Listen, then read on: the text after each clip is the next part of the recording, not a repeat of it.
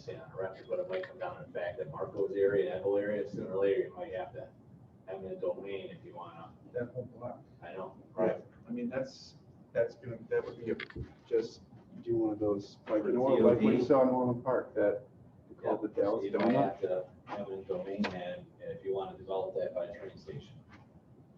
Yeah, I mean, I think that makes a lot of sense. But Where's your mask, young fella?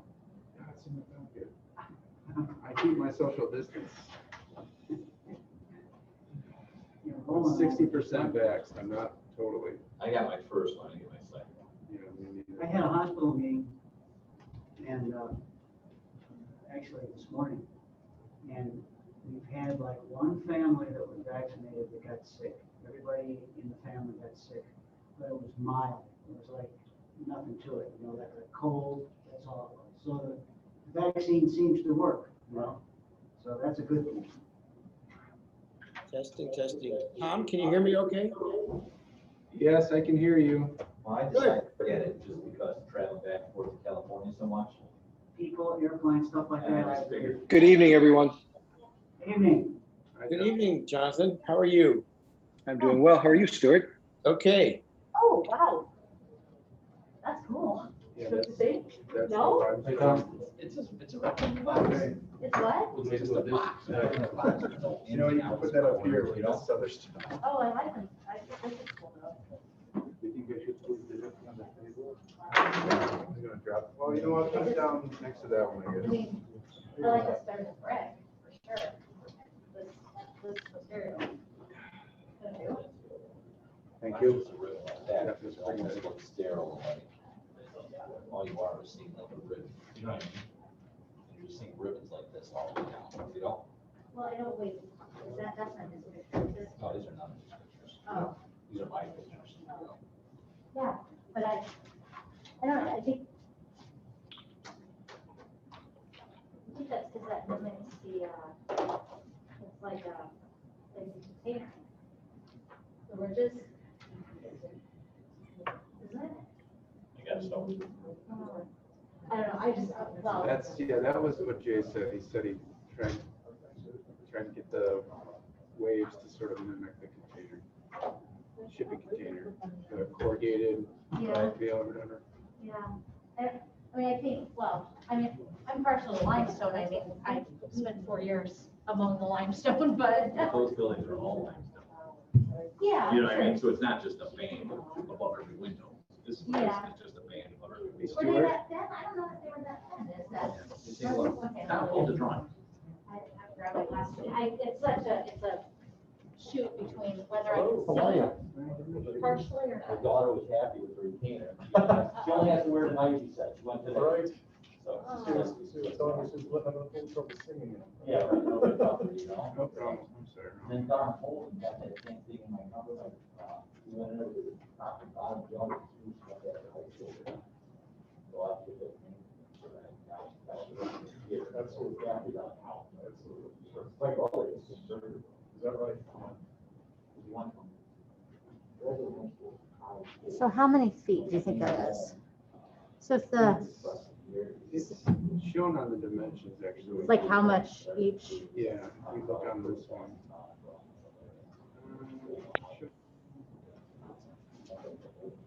Limestone, flat metal panel there. Yeah. Okay, so this is 5, so that's 8 feet 9 inches. Then the windows are 5'9", then you have an 8'20", which is 9'8". 9'8", 8'9", 9", not quite 8'9". This one's lower. This one's 7, 6, 8, 3.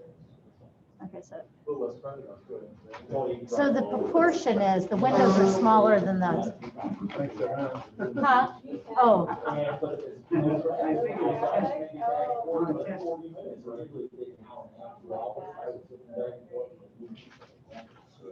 How are you, Leanne? I'm well, thanks, Dave. How are you? Good.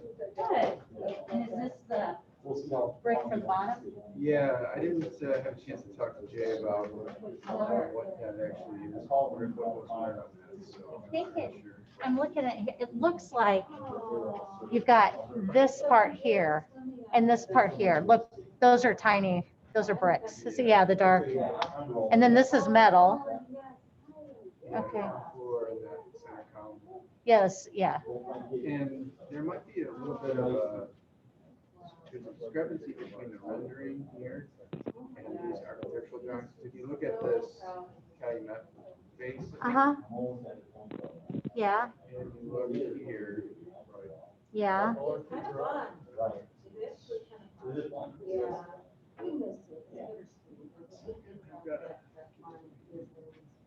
Oh, sorry. I don't make a good window. Open metal canopy. see that this is, it actually shows, Oh, I, well, this is actually the west side, but oh, the gotcha. same on the east side, so it has a brick column in the center. So the there. column is the brick and around the bottom. The edges are metal, it said, I think. Yeah, So like this kind here. of just like part of that window. Yeah, oh, you're right, the,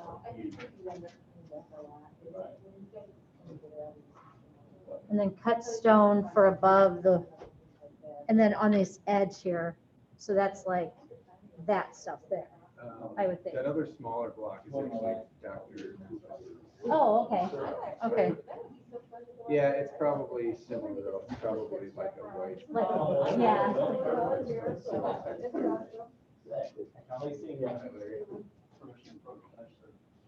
He's the attorney now, yeah. All right, everything good on this? So I'm like, it's like, All right, cool. they are like 8'9" panels, and the windows are 5'9". So I was trying to look at scale or whatever, but. Are you taking off your mask? We're still supposed to, technically, we're supposed to still wear this. I've been, It's like, I know yeah, I think it's so. in government buildings. I mean, I've been taking mine off while I'm doing this, just because I find it, I don't speak loud enough. I know, I If have a know. mask, nobody's gonna be able to hear me. I know. I mean, I know, we're all vaccinated, way from here for a while. Huh? I did too. I had it in November. The, I did too. Well, and then I can't see you. Whole nother issue. okay, well, it is 6:47, so we should probably Stuart is waiting for us patiently, I think. make sure it's recording here. Okay. Are we ready to start? We are. All right. As chairman of the BZA, I will call this meeting to order. Let us rise, please, for the Pledge of Allegiance. I pledge allegiance to the flag of the United States of America, States of America, to the republic for which it for which it stands, stands, one nation, under God, under God, indivisible, with liberty and justice for all. Tom, would you call the roll, please? Yes, Sharon Mayer, Here, Jonathan Peterson, Here. Daniel Buxa, Here on the phone. Roland Raffin. Here. Chairman Friedman. Here. Very good. I will then ask the board to look at the minutes of the April 13th meeting. And does anyone have any changes to it, or would I, or otherwise I would entertain a motion to approve these minutes?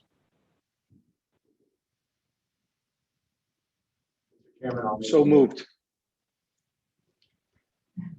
Tom, Jonathan Peterson, I make a motion to accept the minutes. Very good. Tom, would you call for the vote? Sharon Mayer, yes, Jonathan Peterson, Yes. Daniel Buxa, Yes. Roland Raffin. Yes. Chairman Friedman. Yes. Okay, the minutes are hereby approved. All right, the next item on the agenda is that we're supposed to have a public hearing concerning BZA petition 20-012. Tom, I see that the petitioner has again requested a continuance. Let me take a look here. Yeah, so the first item on the agenda is actually a preliminary hearing, BZA 21. Oh, I'm sorry. I apologize. Yes, I'm sorry. I apologize. I looked at the wrong line. The preliminary hearing of BZA petition 21-002, Guy Costanza, GM Contracting. Is there someone here to speak on behalf of the petitioner? And Tom, do you have a staff report to present?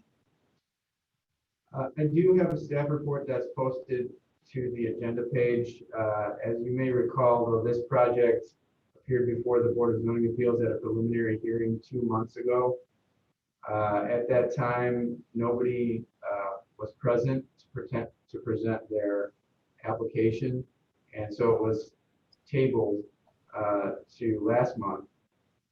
Prior to the meeting last month, I received communication that they were not ready to present and they wanted to table it again.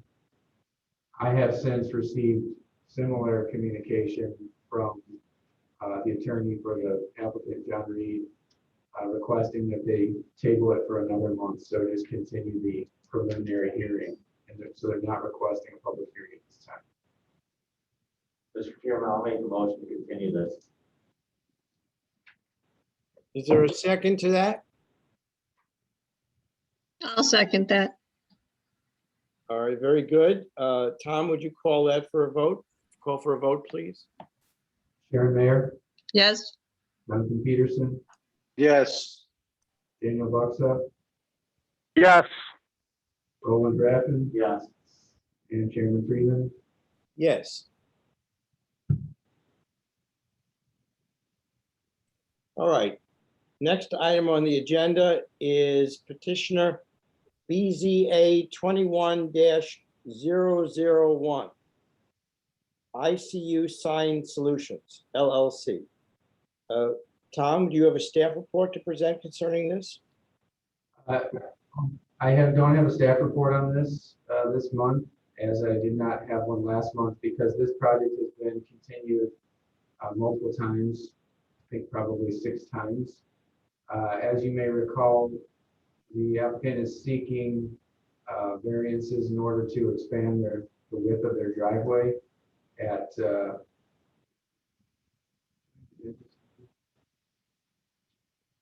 on Superior Avenue there. And the Board of Zoning Appeals had asked for additional information from them. They've made a number of operational changes, and they're hoping that will help alleviate some of the congestion in that area.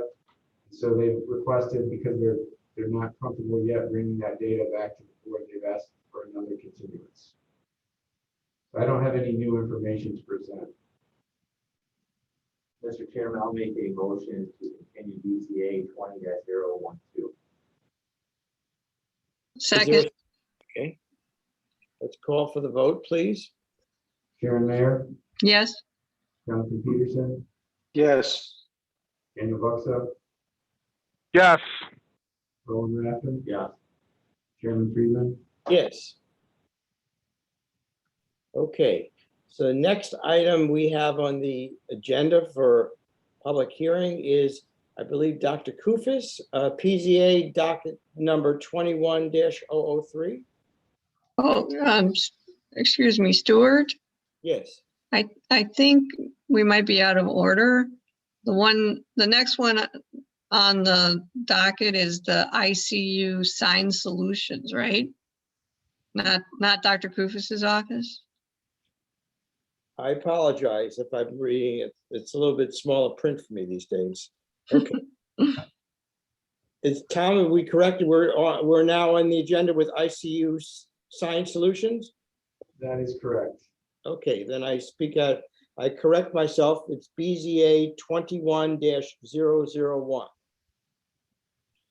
Tom, would you recite what that situation is about, please?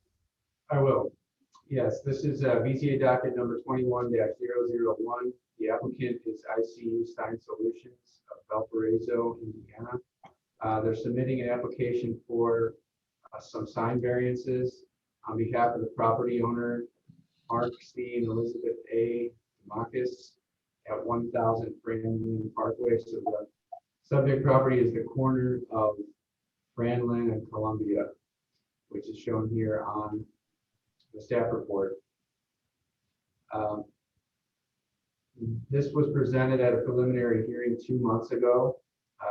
There was approval to have a public hearing last month, but the applicant didn't issue public notice. So it got delayed 1 month. So it was tabled last month.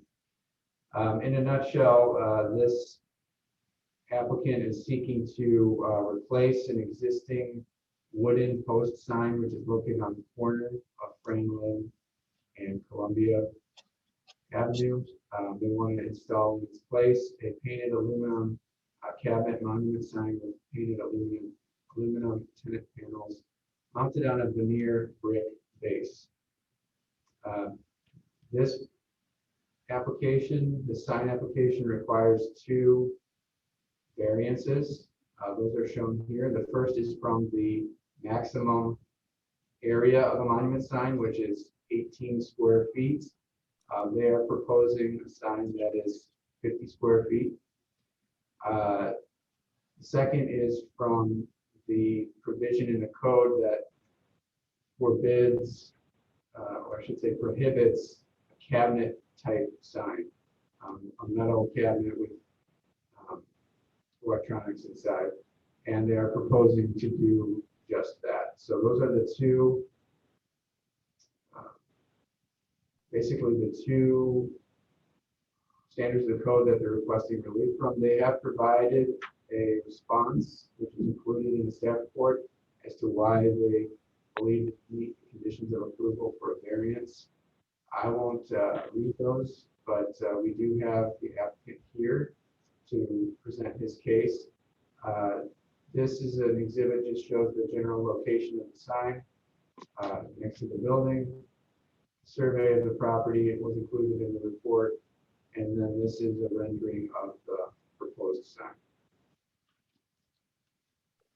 Very good. So the petitioner is present. I would ask him to come forward and identify himself and speak, and then we would open this matter up for a public hearing. Good evening, Mr. Chairman, members of the board. My name is. Good evening, Mr. Chairman, members of the board. My name is Larry Yurko, president of ICU Sign Solutions of Valparaiso, Indiana. Here this evening seeking your approval to move forward with the approval of this replacement monument sign at Franklin Professional Center per the design. The only correction I have is that this sign, while it is a cabinet style sign to conceal the supports, it is not internally illuminated, as Mr. Vanderwood indicated. There is no internal electronics to the sign. Stand corrected. Thank you. The square footage of 18 square foot, which is allowed, we are at 28 square feet of new sign area, but maintaining the overall height restriction of 6 foot tall. We're at 5 foot tall. We are incorporating a brick veneer base, a material that is consistent with what is on the building and comply with the previous town code. The building is a multi-use facility, multi-tenant facility, in that the code we feel is very restrictive in that it only allows for 18 square feet of signage as though it was a single occupant building, but being that there are 4 occupants or potential occupants in this building, we deem the sign very necessary. As you can tell, the existing sign is wooden and falling apart, and we respectfully seek your approval. Be happy to answer any questions you have. Thank you very much. Before we open it for public hearing, would any members of the BZA like to ask any questions?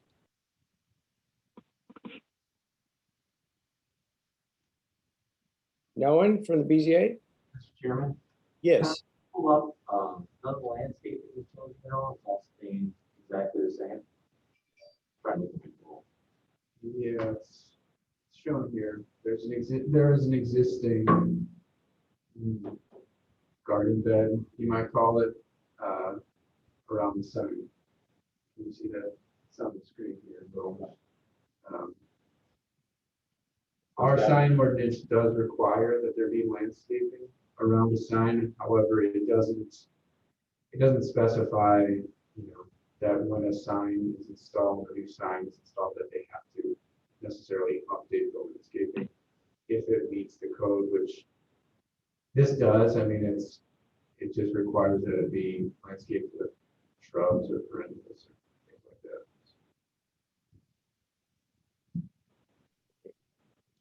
Any other comments or questions by the board?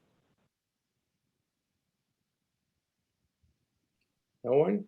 Then Tom, would you identify, since I can't see, are there members of the public in attendance that we should open up for public hearing? You should open it up for a public hearing. I don't see anyone in the room that is here for this. Okay, I formally open this matter up for public hearing. Is there anyone present that would like to speak, or anyone on Zoom that would like to speak?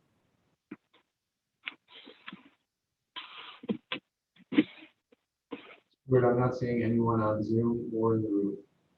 Okay, then I will close this matter as to the public hearing and entertain a motion from the board if they wish to approve or deny this request. Mr. Chairman? I Yes. just want to be clear, Tom, so the only variance right now is strictly on the size of the sign, but the other one you said was the illumination part. No, it would be for both, although maybe I described it as being internally illuminated. The style of sign, which is a metal cabinet, you may recall, we had this conversation with the Planning Commission last month and the previous month about the difference between like a cabinet style sign and an actual solid brick or wood or stone monument onto which the letters, logo, what have you are adhered. And so that's the difference. This is having like sort of that hollow metal cabinet. My question is, we've been through this sign once, lots of times, and recently we just went through it again. What's staff's opinion? I mean, if we're gonna go with variance, you might as well rewrite the fit time of the sign. Where you start giving variance on all these signs.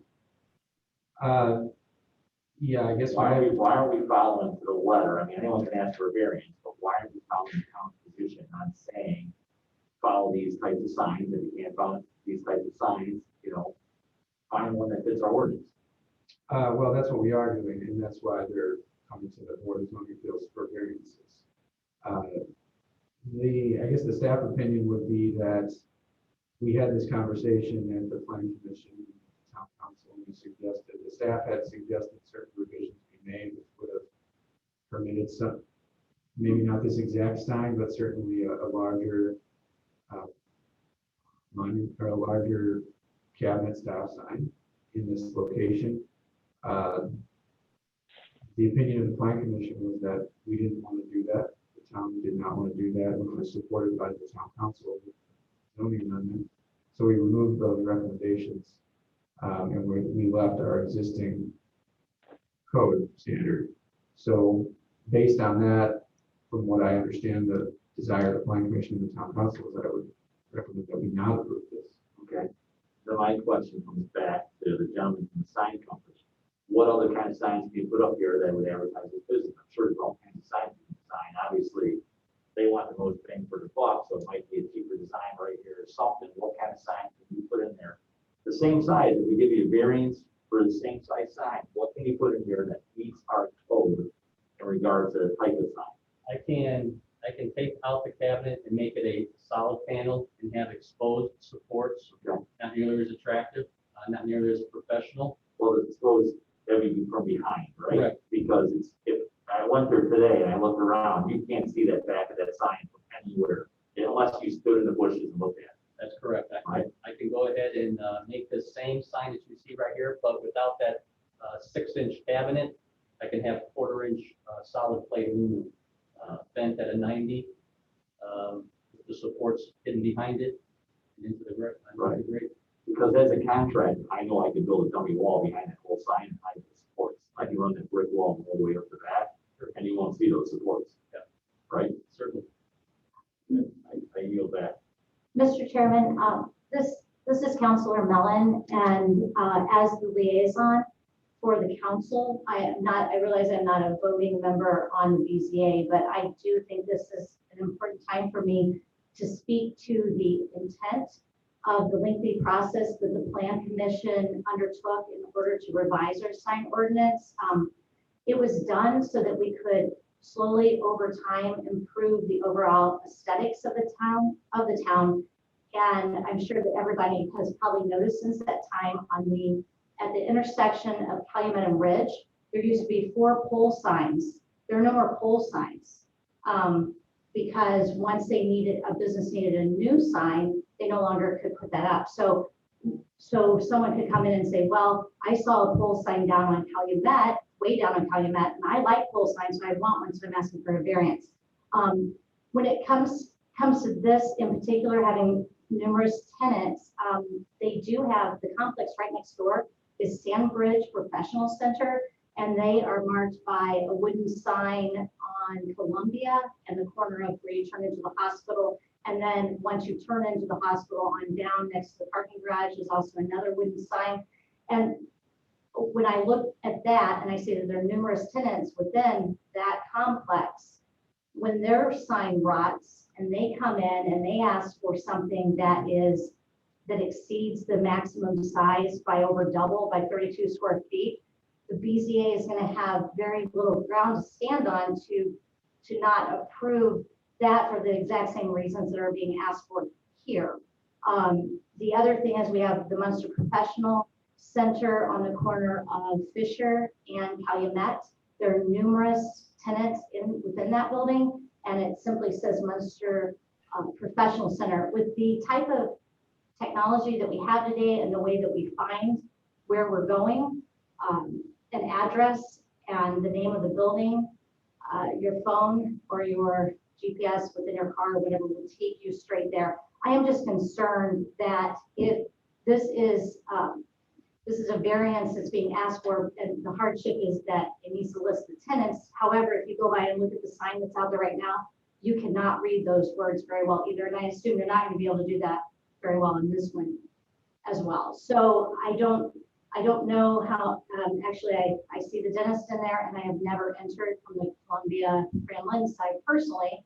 And I found the dentist the first time I went, coming in from the other direction without having his name out on the sign. So anyway, I just think since we have tabled this portion of amending the zoning code, and that we want to take a harder look at it, now would not be the time to start approving zone variances or variances that might in the end jeopardize the overall intent of the code change that was taken a while back. And I just would hate to see us go in the opposite direction that we also very badly wanted to go in when we did this. Thank you. Thank you, Councilwoman Mellon. Mr. Chairman, Yes, it's Jonathan Peterson. I have a question for the petitioner. Petitioner, there appears to be a sentiment growing with the board to deny your petition based on the nonconformity of the petition. Nevertheless, it's my understanding that if we deny the petition, petitioner would be restricted from reapproaching the BZA for a period of a year. If that's the case, petitioner, would you be willing to withdraw the petition or continue the petition in order to submit a sign that would be acceptable to the town, or alternatively submit a sign that conforms to the existing ordinance?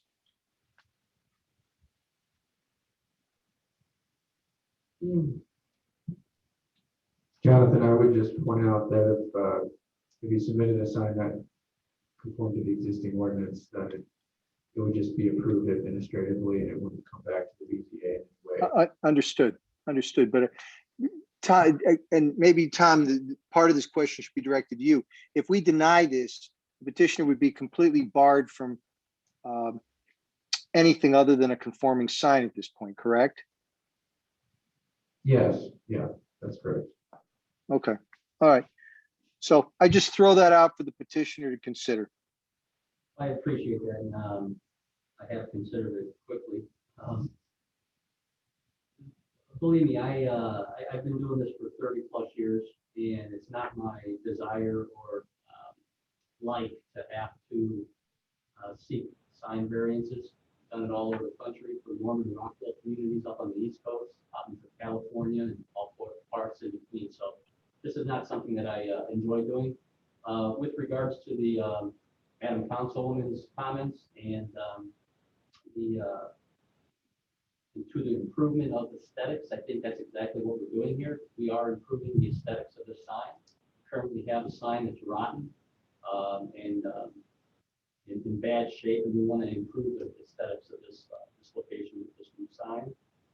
I think that each variance does stand on its own. Each property stands on its own, and to correlate or draw conclusions that somebody else wants a pylon or pole sign because it exists at another property doesn't mean that this property warrants a pole sign. We've designed a beautiful sign that I feel represents this building professionally, effectively. The Sand Ridge property that has oodles and oodles of tenants, you can never put that many tenants on a monument sign. That's the reason that they have just Sand Ridge Professional Center. So all points taken clearly, and I appreciate that, but I think that this sign effectively represents the building and the four tenants that are in it. So I'd like to make a request for approval. Okay. Mr. Chairman? Yeah, Mr. Chairman, you hear me? I'm sorry. Who's speaking? Commissioner Raffin. I went there today and I measured the sign. What you have there is about 38 and a half square feet of sign currently there. Each of the individual Dr. Compton and the other ones, there were four areas for about 4 signs on their furnace, correct? Each one of the actual sign was only about 5 square feet. It measured 2'6" by 1'10". So you actually have about 20 square feet of sign, and they're small. They're about this big, 2'6". So it wasn't that big of a sign, and the rest of it was the address and the Franklin Professional Center. This sign, I don't think was obtrusive, and the same size sign is basically going back in there. You got 1 foot brick on the bottom, but this sign is elevated right now about a foot out of the ground according to pictures that I took. Is that correct? Yes. So the sign, even if you're counting the brick, Tom, below there is part of the signage in the square footage? No. No, because I mean, the sign was only 4'8", and I thought you had a foot of brick on the new sign. I was drawing it in front of me. Mr. Raffin, I couldn't hear. Are you concluding your? No, I'm just saying, looking at it, I have more of a problem making sure the sign fits into the type of sign. And in regards to the square footage, I mean, the existing sign that you have there was 10'6" long. What's this one, Tom? A little bit bigger, 12? Okay. Yeah, the So actual you're about signage, 18 inches longer. the actual signage portion is 10 foot 2 inches. Right, and you just have some band around the perimeter, basically, that isn't sign, it's kind of decorative, it could be metal, it could be something. Correct. That's not glue on or plastic or something, you could make a metal sign out of this or something that's a little bit nicer. Like I said, I don't have a problem with this sign size because it's so little and it's really no difference than what you have here, and I think we should look at a multi-tenant unit, like a 4-building person like this, and maybe come up with a 40 square foot limit or something. Tom, this is, like I said, this is probably what, how many square feet now? 50? Currently? Yes. The current one is only 38 and a half, Yeah, so you're going up to 50, right? Yes. It's 4 feet tall, but it's 12 and a half feet wide. Right. Roland, to your point, I think that's kind of what I was saying. If we're going to read to the planning commission, well, you were in the meeting, we sat for 3.5 hours to talk about every change. if we're going to make a change, I'd rather have signs conforming to that change than us having, we'll have someone coming in and asking for a variance because this one has it and they just got it, 2 weeks ago. So I'd rather change the code and actually look at things very solidly before we start giving variances out randomly. It just. Tom, how many multi-units would in town would you guess that would fall in this kind of situation? Lots? Yeah, quite a few. Yeah. Quite a few. So maybe you need to look at something for a multi-unit, for more than one, maybe 40 square feet or 10 by 4. I'm more worried about the height. I don't want 10-foot high signs all over town and stuff like that. I want something that's smaller, they can see over, that doesn't hide the buildings that we're building, stuff like that. Than worrying about, a 10 by 4 foot sign. But looking at the sign, it's horrible in shape right now, and it needs to be addressed. And I thank you for bringing it in front of us to update it. Thank you. Mr. Chairman, Yes. I have a couple questions. Yes, Ms. Mayor. Go ahead. So I'm just trying to wrap my mind around exactly, where the issue is here. I see, I'm not looking at the same page you are. I'm looking at the section on Tom's printout that shows the permitted versus proposed. So it's 18 square feet maximum permitted, and they're proposing 50. So basically, they wouldn't need a variance if they reduce the size of the sign to smaller than what's there now, correct? That's correct. Okay, and if they put up a sign that's similar in nature to what's there rather than a cabinet style, they wouldn't need a variance, That's correct? Okay. Yeah. Okay, so, but our current code doesn't, kind of tagging on to what Roland was saying, our current code doesn't take into account buildings that have multiple tenants. Is that correct? The rules are no different for a multi-tenant building than a single tenant building.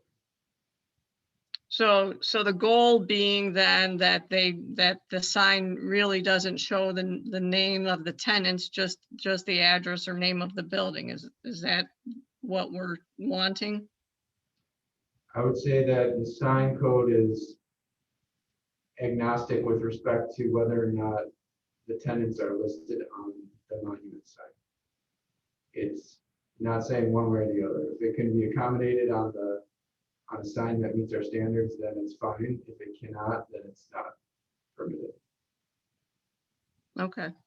I'd like to also add here that we're allowed 18 square feet, but our square footage is 28 square feet. Code does not take into consideration the base, which is, there's no copy on that. So it's just the actual sign area and the center name. The address is not calculated into the square footage as well. So our square footage is not the 48 or 50 square feet that was mentioned. It's 28 square feet. So we're merely 10 square feet larger than the code allows. And then the So cabinet if I may just interrupt you, Mr. Yurko, with respect to this type of sign, that's not how we calculate square footage. We would calculate the entire cabinet. Really, so we're calculating airspace as square footage.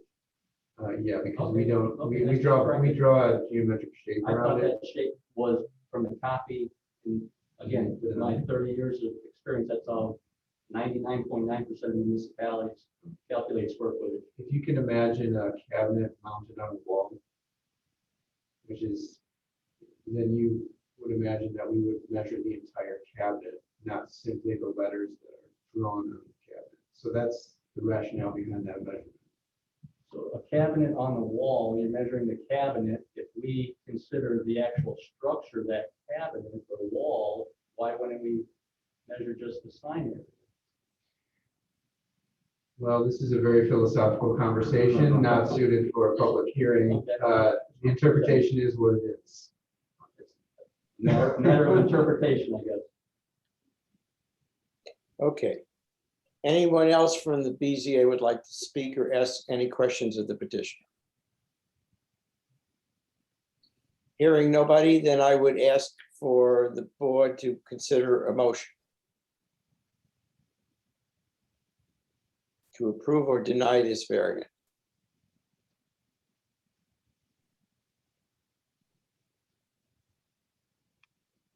Am I correct that there is no one entertaining, wants to bring up any motion whatsoever? Well, we have to give the petitioner a chance. We have to at least give a response. Is there a motion to deny the request? Mr. Chairman, I make a motion to deny the request. Do I hear a second to that? Mr. Chairman, I will second that. Okay, then, so therefore, Tom, a vote of yes would mean to deny the variance, correct? That's correct. Okay, then I would call for the vote. Sharon Mayer, Yes. Jonathan Peterson, Yes. Daniel Buxa, Yes.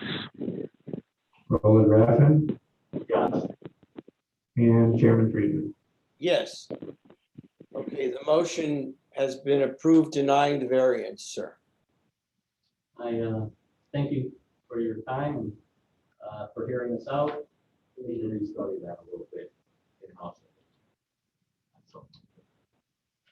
Yeah, I mean, just as a side note, if we do come back and change our standards for on the sign, the applicant would be permitted to submit a compliant sign design.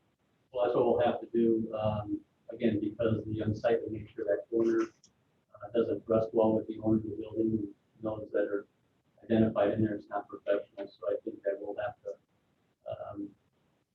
get this revised to meet the 18 square feet, we'll have exposed supports and move on with life. Thank you. Thank you. Yeah. Thank you, sir. All right. Am I correct, Tom? The next item on the agenda is BZA docket number 21-003. Yes, that is correct. The petitioner of Dr. Kufis. Is Doctor present or his representative is present? They are present. I would ask that they come before the board and identify themselves. Good evening, everyone. Good evening, Mr. Chairman, board members, and staff. My name is Dr. Mike Koukas, and I'm the owner of this property, requesting for plan.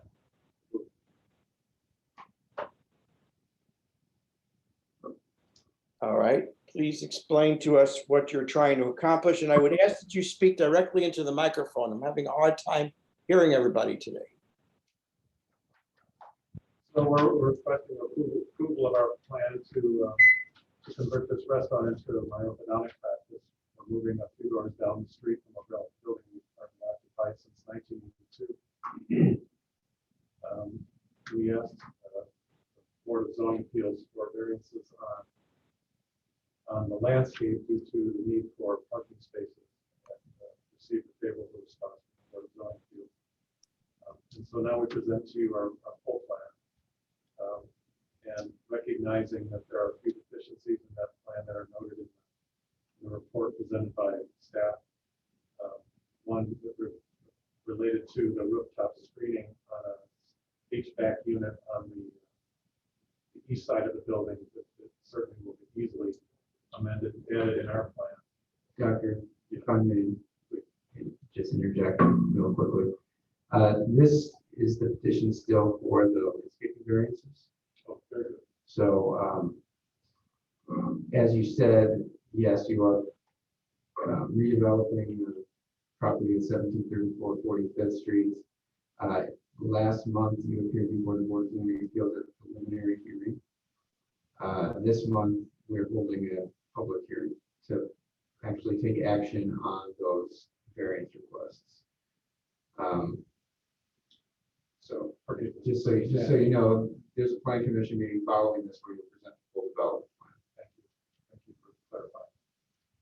So the variance that we're requesting is directly related to the parking lot And the two islands that were, the code would require us to place in the line. And the causation would be that it would reduce the parking lot by 4 spaces. And for the volume of traffic that we run through our practice on a day-to-day basis, I have approximately 16 staff members that service on a day-to-day basis in practice.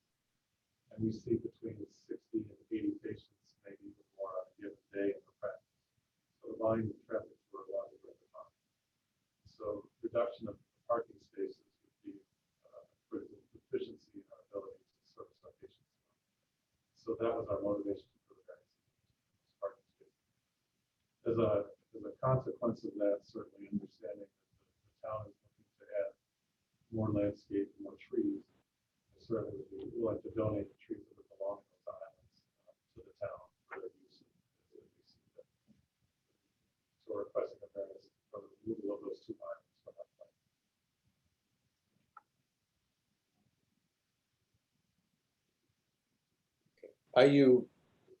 I'm sorry, I'm losing volume on the petitioner. Is the petitioner finished speaking? I believe he is. Okay. All right, then I would ask the board to ask any questions they have of the petitioner. Does anyone want to have a question or a comment?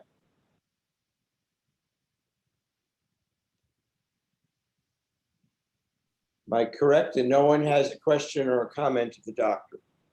All right. Then Tom will open this matter for public hearing. Is there anyone in the public that would like to speak on this motion? Or this petition, I should say. Chairman, I don't see anyone in the room, and I don't see anyone, well, maybe somebody in the waiting room on Zoom. You see somebody or there is nobody?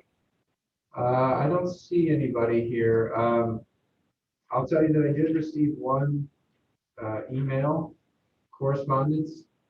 So I'm going to read that on behalf of the Dr. Jeffrey T. Easter. Okay, please please read the email. Okay, it says here, these public hearing variance, Michael J. Kufos / Kufo Properties LLC requesting landscaping variances for the redevelopment of 1734 45th Street as North Downey office. Mr. Kufos alleges in his application for variance that he was provoked into moving from his current location at 1630 45th Street, Suite 101 by the landlord. The reality is we have steadfastly approached Mr. Kufos over the past 5 years with offers to renew his lease on a long-term basis with significant allowances for continued improvement of his leased space at current market rent rates. Mr. Chairman, how is his lease negotiation relevant to the way that I agree. if there's anything relevant regarding parking, whatever, I would read that, but anything is negotiation has nothing to do with this conversation. Yeah, the matter of lease negotiations has nothing to do with the matter at present before the board. Okay, let me skip down then.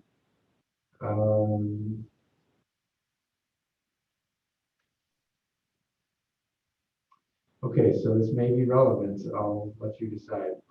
It says here, our practice, Munster Distinctive Dentistry, has also been in the town of Munster since 1988 under the ownership of Dr. Jeffrey Meister, DDS, and he's owned the medical arts building at 1630 45th Street, which houses our practice since 2006.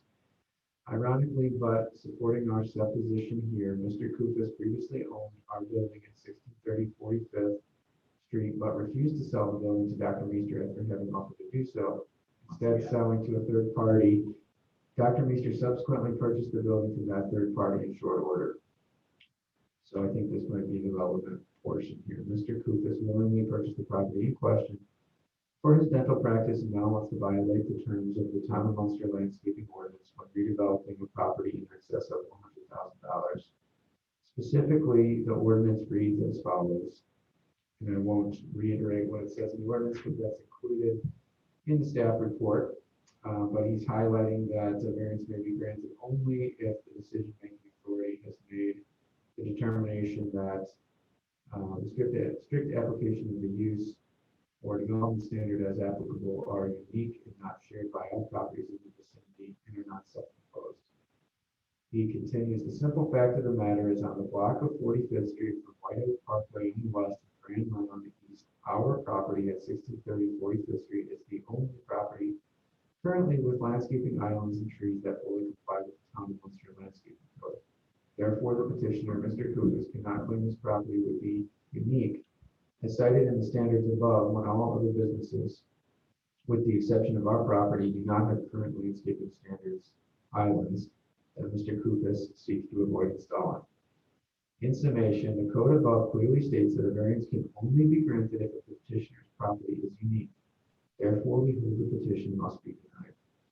Further, Mr. Kukas, as he explains in his petition to the BZA, clearly acknowledges his knowledge that the previous owner of the property faced significant parking difficulties with landlords on either side of his property. Yet Mr. Kukas proceeded to purchase the property and now wants to sidestep an all-important part of the town of Munster code, that which pertains to landscaping and the planting of trees and shrubs on commercial property. We clearly think that all businesses on 45th Street would benefit from the enforcement of the landscaping requirement, not the deletion of it just because the property owner wants to sidestep a parking issue he was clearly aware of prior to his purchasing the property. In the event the BZA believes the variance should be granted as petitioned, we would hold that our property then would be subsequently granted the right to remove our landscaping islands and trees in order to substantially add more parking spots that we've historically sought.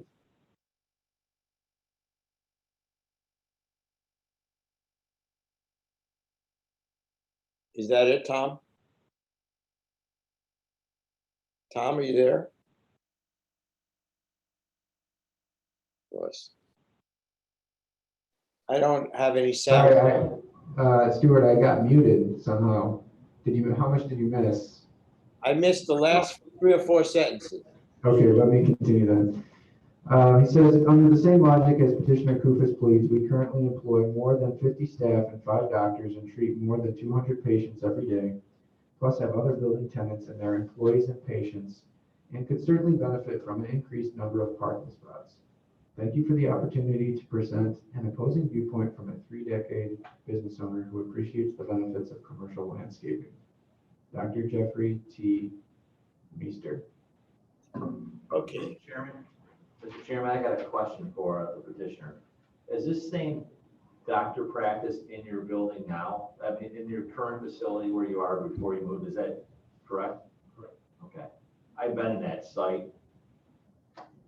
We should look when whoever moves into that building next time to make sure we do a count, because it's always tough to park in there.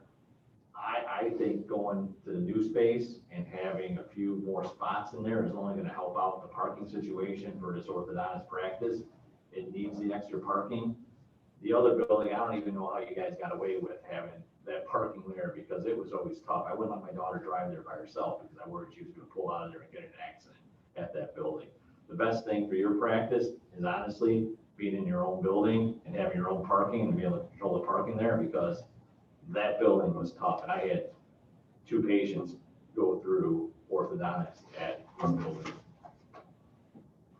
Mr. Chairman, it's Jonathan Peterson. Yes. I want to offer an observation. I'm also very familiar with these spaces and these buildings. As many on the board knows, my office is located in the RE/MAX building that is, I get my directions correct, just west of these different sites that are being discussed in this letter. I am aware that the location that the petitioner is seeking to purchase was a uniquely designed restaurant space, and it's being repurposed for professional office space use. I think that meets the requirements of the ordinance to permit the variance to occur, and I also echo my colleague, Mr. Raffin's comments about the parking concerns in the other buildings. So I think that this is a well-designed petition. I think it meets the needs of the community. There is an exigent need for this additional space in order to allow this business and this building to be repurposed for what's being contemplated. And I think it's a good fit for the community. So I voiced my opinion that I'm inclined to support this petition. This is Alex. Very good. Based on Mr. Peterson's comments, if there's no other comment, I'd like to make a motion to approve. Yeah, question. Oh, you have a question? Go ahead.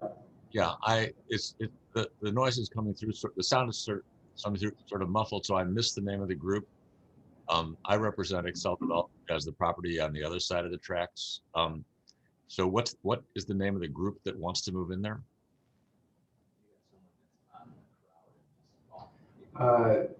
This is a petition for landscaping variances for 1734 45th Street, presented by orthopedic specialists. Okay. I'm sorry, orthodontic specialists. All right. Michael Kufis's practice. Okay, that answers my question. Thank you. Okay, you're welcome. Mr. Chairman, may I? Yes, Ms. Mayor, please. I couldn't tell if a second had been made, but if not, I would make a second on that motion. I do not believe a second has been made yet, so you are welcome to do so. Yes, thank you. All right, we have a motion on the floor to approve the variance and a second to that. An answer of yes would then approve the variance. Tom, would you please call for the vote? Sharon Mayer, Yes.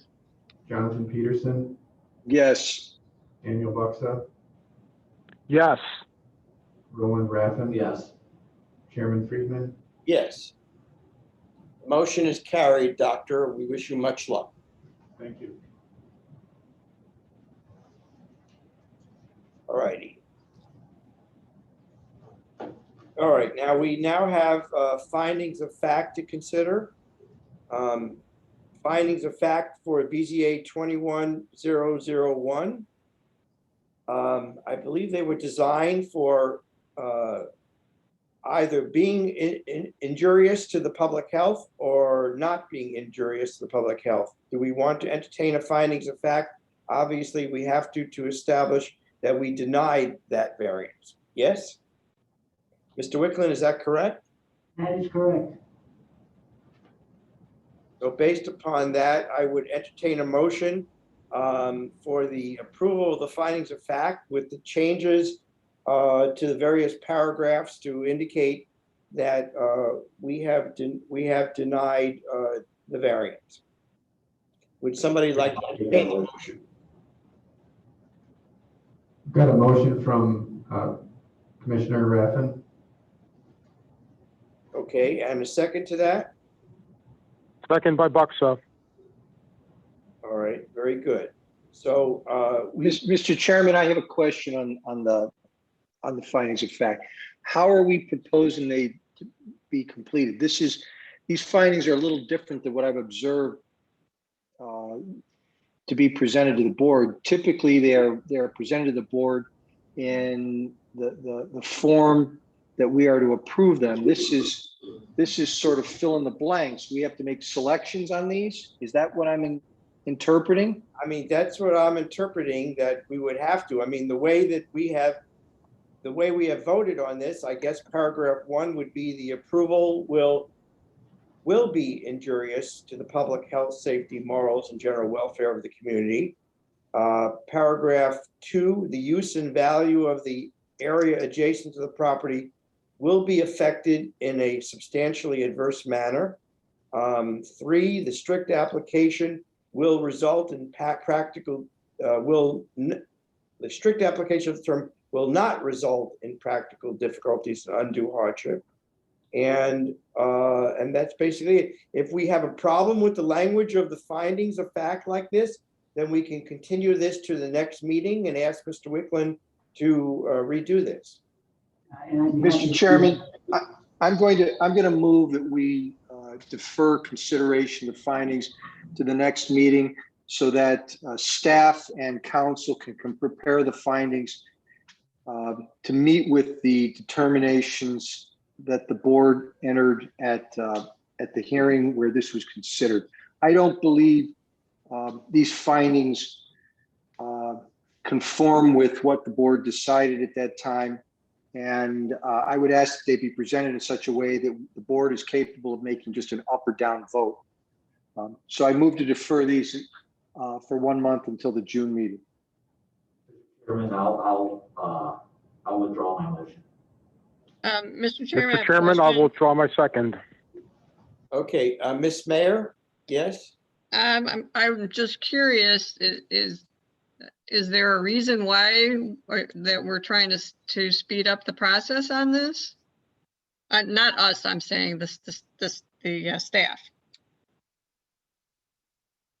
No, there's no specific reason why we're not attempting to speed it up. We're just giving you the opportunity to approve them if you choose. And move the I agenda Yeah, forward. I think that the language of the findings of fact have to be revised to reflect exactly our feelings and why we felt the way we are, and to just answer the multiple choice this way is not what we want. So I'm willing to work with the staff and Mr. Wicklund to get this done better for the next time.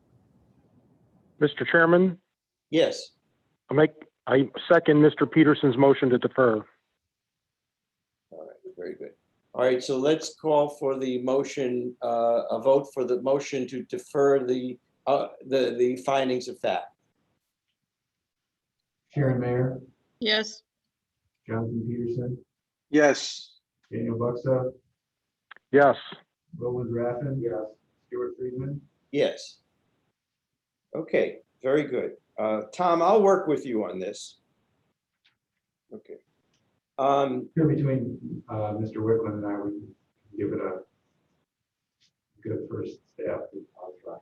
I'm sorry, Tom, the volume is just not working out today. Can you speak directly into the microphone clearly? I can't. I said between Mr. Wicklund and I, we can put together a first draft. I think Good. Okay, satisfactory. now I can hear you clearly. Okay. All right. The next findings of fact to consider is the one for Dr. Kufis's setting. So has everybody had an opportunity to review that one? Mr. Chairman, I'll make a motion to approve BZA docket 21-003. Okay, is there a second to that motion? I'll second that. Very good. All right, let's call for the vote, Tom. Sharon Mayer, Yes. Jonathan Peterson. Jonathan Peterson. He's muted. I'm sorry, Mr. Vanderwood, I have a question on the motion before it's taken up for a vote. Again, we're trying to speed this process up by submitting findings of fact. And I want to make sure that we're on the same page. It's my understanding, having participated in this just a moment ago, the board voted 5-0 in favor of the motion. So the findings are going to be completed. That you have this fill in the blank at the bottom. It's going to be 5 in favor and 0 opposed, correct? Yes. Okay, I'm going to make a motion to amend the findings of fact to include the vote totals, because what's being presented before the board will be approved without vote totals. And I don't think that, one, conforms to the state requirements, and number two, it does not communicate to the town council the decision that was reached by the board. So I move to amend the findings of fact to reflect the actual vote taken by the board this evening, which is 5 in favor, 0 opposed. I'll adjust my motion to show 5-0 in roll call. Okay, so the motion is now amended to reflect the actual vote. And the person who seconded that motion, is she willing to allow that or he to change? I didn't know whether it was Sharon or somebody else. It was me. Yes, I'll allow that, sure. Okay, very good. All right, then I will ask now for a vote on the findings of fact as amended by Mr. Peterson's request. Sharon Mayer, Yes. Jonathan Peterson, Yes. Daniel Buxa, Yes. Roland Raffin. Yes. Chairman Friedman. Yes. Okay, the motion to approve the findings of fact as reflecting the vote has been approved. All Mr. right. Chairman, I'd like to offer an observation regarding these findings of fact. This is a change in the way we've done this before. Historically, the findings would be presented at the immediate following meeting after the vote was taken for approval by the board. And the findings would typically be completed to reflect the decision that was made by the board at the prior meeting. If staff is contemplating completing findings of fact at the same meeting where the vote is taken, I would ask that those findings of fact be presented to the board to reflect the vote that was taken and the reasons that were adopted by the board. I am very concerned that if we start approving these fill in the blank findings of fact, we may forget to fill in the blanks, and then it creates a legal problem for us as to what we actually approved. So I offer that for staff to consider, please. Thank you, Mr. Peters. Anybody else would like to comment? Okay. Is there anything else that we need to discuss tonight, Tom? I have nothing. All righty. Then I would suggest that we have another meeting on the 8th day of June. And I look forward to everybody being present at that meeting. And based upon that, I would entertain a motion to adjourn. So moved, Mr. Chairman. I'll second. All those in favor, please say aye. Aye. Aye. I now close the meeting of the Board of Zoning Appeals. Thank you very much, everybody. Thank you. Thank you. Okay.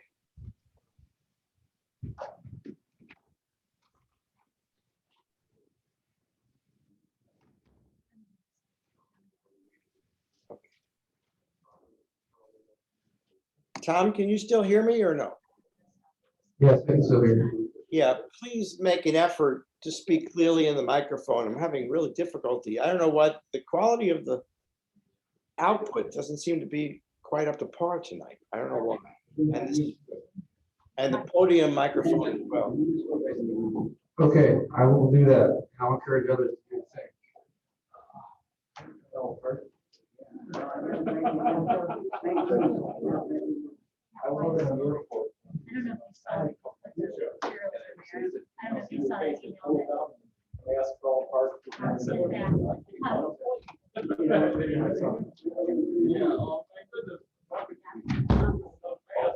Okay. We're gonna go right here. Let's see how we're gonna look that up. Yeah. How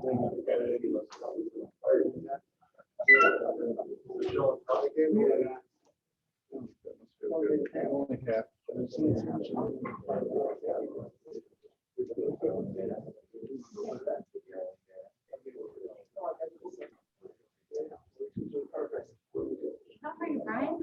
I haven't seen you for a while. Yeah, I'm good. I didn't see my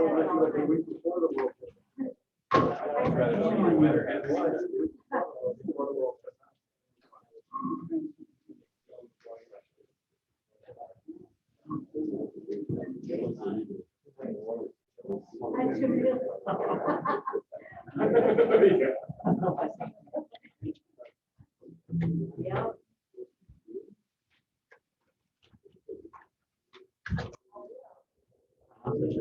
7:50, we might as well get rock and roll here. 7:50. I mean, it's not 7:30. We look.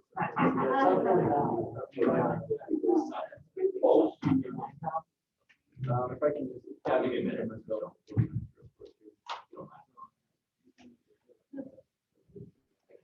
Yeah, yeah, maybe a third. Fine.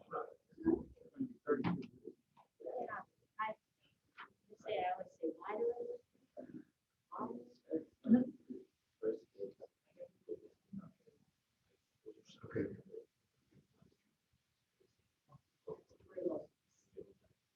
I remember being in a baseball game for one of the kids, I can't remember which one, in a down cup. Just get your nod. All right, let me just go ahead and share my screen. Oh, no, what? Oh, he's on here.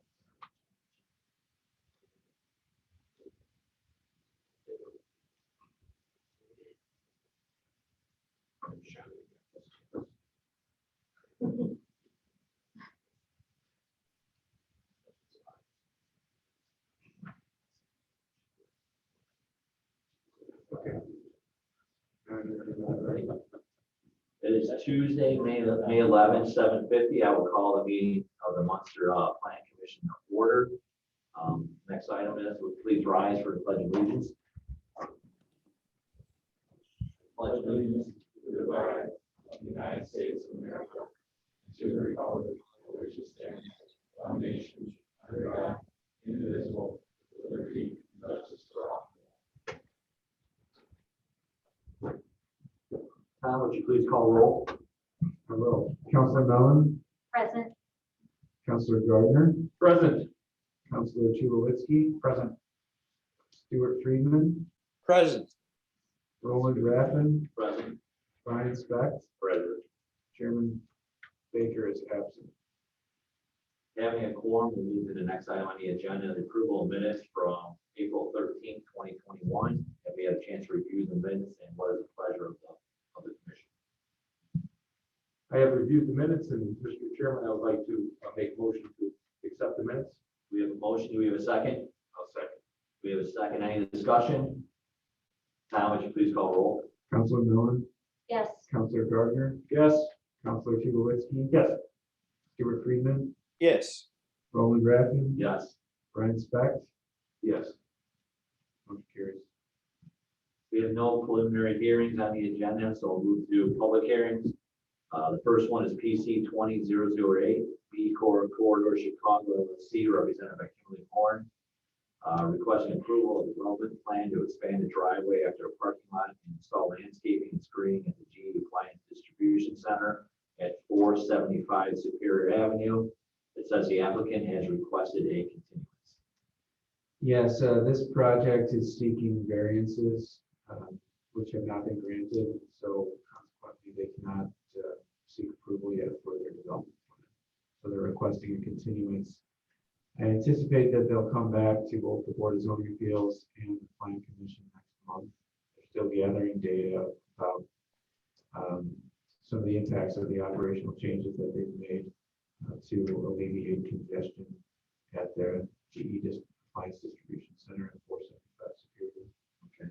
What I don't want to see, Tom, is us missing another construction cycle. If there's improvements that need to be done, as we're heading to June, July, August, we got to push them for the information that's needed. Yeah, I'm fairly certain they'll come back next. Okay. That being said, do we have a motion to continue this application? So moved. We have a motion. Do we have a second? Yes. Second. Any discussion? Tom, would you please call roll? Councilor Mellon, Yes. Councilor Gardner, Yes. Councilor Tulowitzki, Yes. Stuart Friedman, Yes. Roland Raffin, Yes. Motion carries. Brian Specht. Oh, sorry. I'm usually the last. I'm sorry, you know, I'm not the normal chair. Since I'm chair. Out of order. Disrespect, I don't want to. Yeah. Yes. Okay. Motion carries. Thank you. I would have really felt left out. Would you? Well, you'll get a chance next. Next item on the public hearing is PC 20009, Guy Costanza GM Contracting, requesting approval of the developmental plan for a commercial development at 407 411 Ridge Road. It says here the applicant is seeking variance which cannot be granted prior to the meeting staff tabling. It recommends staff tabling. And also, I believe on our last meeting, they asked to continue this petition as well. Yes, BZA. yeah, the 407, 411 Ridge Road, that project is also seeking few variances.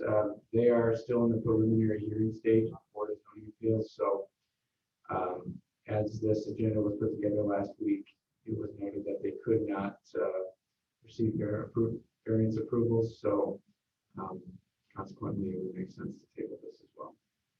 Do we have a motion from the floor? So moved.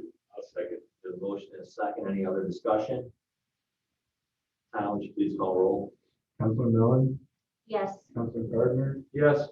Councilor Tulowitzki, Yes. Stuart Friedman, Yes. Brian Specht, Yes. Roland Redmond. Yes.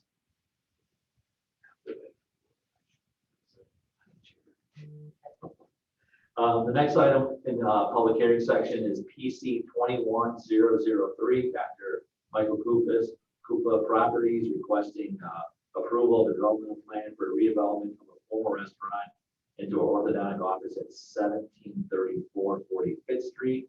Is someone here to speak on behalf of the petitioner? Dr. Kupas? Step on up and say your name and address for the record, please. Thank you. Hi, I'm Michael Kupas. I live at 9110 Elmwood Drive, Munster. Thank you. Tom, you want to give us a little synopsis of what's going on the Yes. property? Yes, we have to. This application's been submitted by Michael Kupas on behalf of orthodontic specialists. He and his company are redeveloping the property at 1734 45th Street, which is the former Dante's House of Pizza. It's identified on the staff report there. It's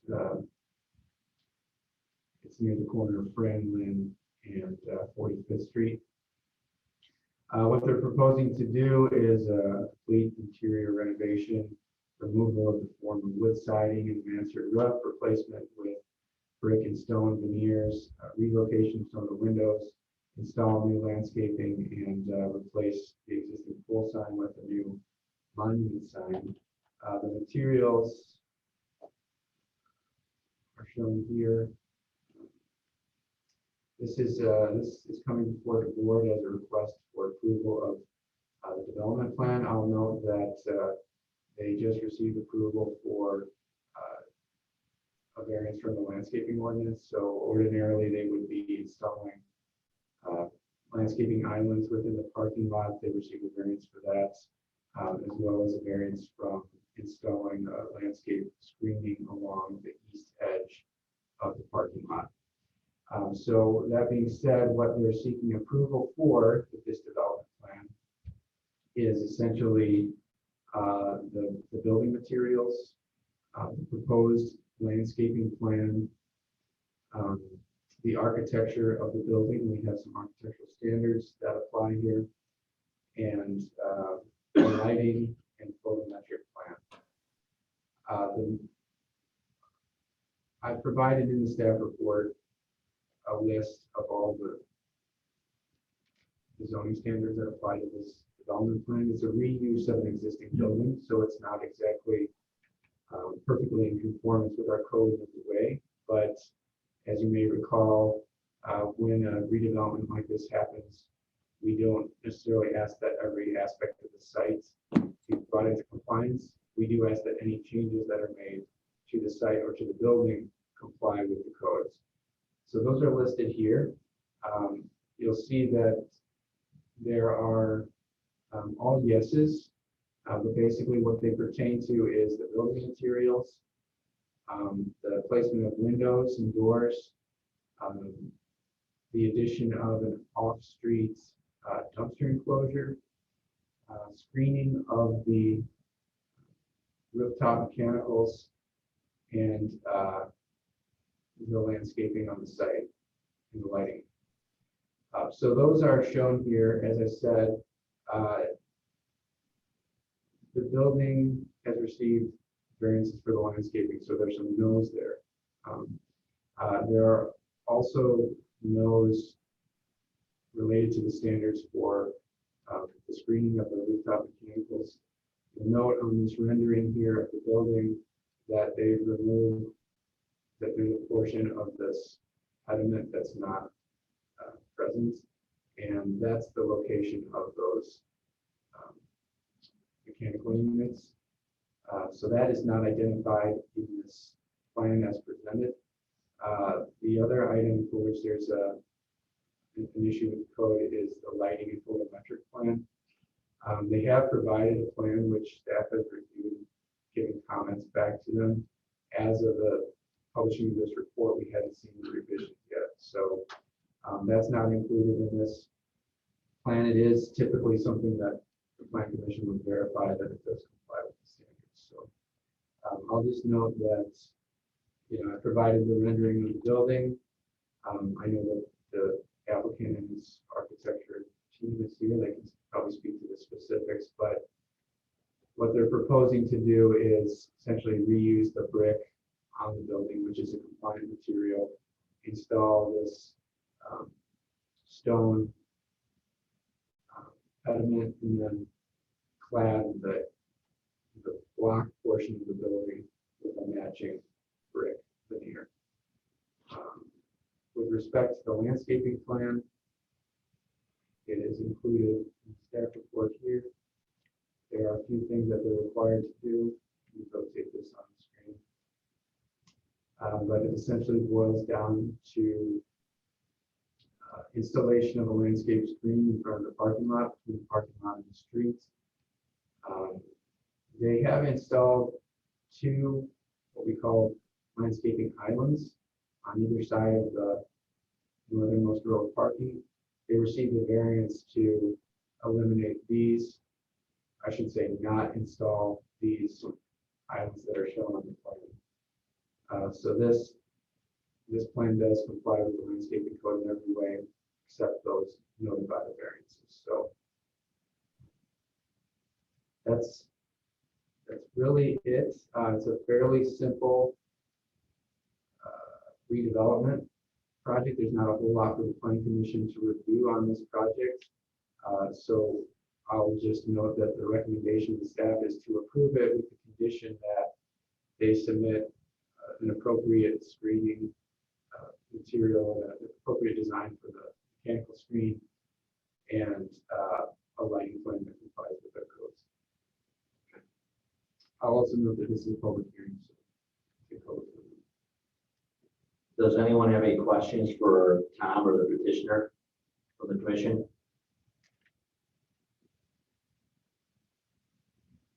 Being none at this time, Tom, can you open it up to the public hearing, please?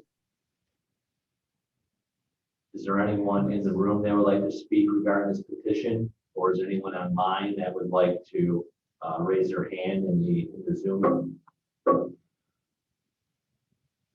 I'm not seeing anyone in either place. Going once? Going twice? I'll close the public hearing and bring it back to the commission. I like to say I think it's a good plan, and I agree with the staff's recommendations regarding the photometric plan being submitted, as well as the screening on the mechanicals, which is code in town. Thank you, in my opinion, thank you for relocating in Munster and staying in Munster, not choosing somewhere else to do your practice to. So that's my opinion. Does anyone else have any comments? I have another comment other than look forward to the building being remodeled. It looks like a great plan. I'll have one question if you don't mind. Sure.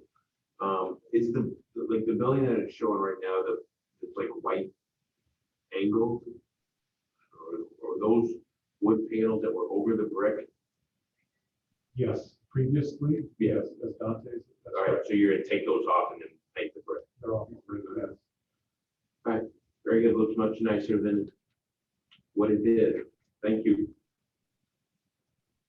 That being said, what's the pleasure of the commission? Do we have a motion? I'll make a motion that we approve PC docket 21-003 for the development plan for the redevelopment of the former restaurant into an orthodontic office at 1734 45th Street. With the following conditions: the final code compliant lighting and photometric plan shall be submitted for staff approval, and 2, the rooftop mechanical shall be screened from the frontage. There's a motion on the floor with those 2 items noted. Do we have a second? Mr. Chairman, I will be glad to second that motion. Mr. Freeman, Any other further discussion? Being none, Tom, would you please call roll? Counselor Mellon, Yes. Counselor Gardner, Yes. Counselor Tulowitzki, Yes. Stuart Friedman, Yes. Brian Speck, Yes. Roland Redden. Yes. Congrats, Dr. Kufis, work with staff to get those couple items addressed and you'll be on your way. Thank you, everyone. Thank you. The next item we have on the agenda is PC 21004, Maple Leaf Crossing LLC, requesting approval of the development plan for a professional office building at 9410 Calumet Avenue in the Maple Leaf Crossing PUD. If someone's here to speak on behalf of the commissioner, please state your name and address for the public record. J. Lisa, 10342 Rosewood Lane in Munster. Thank you, Mr. Laser. Tom, I will turn this over to you, speaking. The planning commission of the item on the agenda. Okay, thanks. The item before you is the first development plan for the Maple Leaf Crossing land unit development. The applicant is Maple Leaf Crossing LLC, represented by Jay Leeser. And the application is for approval of the development plan for a 4-story professional office building in the Maple Leaf PUD, as I stated already. The address is 9410 Calumet Avenue. Located here, sort of in the northeast corner of the site. That's the rendering of the site plan there, which was approved by the Planning Commission last year. I'll just say that this is part of the plan unit development, which was submitted to the Plan Commission about a year ago. I guess it was maybe a little bit longer. It was approved or endorsed by the Plan Commission and submitted to the Town Council for approval. Ultimately, the Town Council approved an ordinance 1803, which laid out the site and the development standards for the Maple Leaf Crossing development. At the time of that approval, there was included in the site plan a 4-story, 60,000 square foot professional office building, shown here on the site plan. The ordinance itself contains a provision that each building will be submitted to the Plan Commission for approval of the development plan. As I said earlier, the site plan has already been approved. So normally when we would look at a development plan approval, we would be looking, as we did with Dr. Kufis, at the site, the parking, the landscaping, the lighting, and all those aspects of the development. In this case, all that is contained in that plan unit development. So that PUD has already been approved. Really what we're looking at with this application is simply approval of the building. And there are a few standards within that ordinance that was approved, 9 standards that are applicable to this building. Those are listed here in your staff report that I provided to you. There's sort of, kind of some very, architectural standards.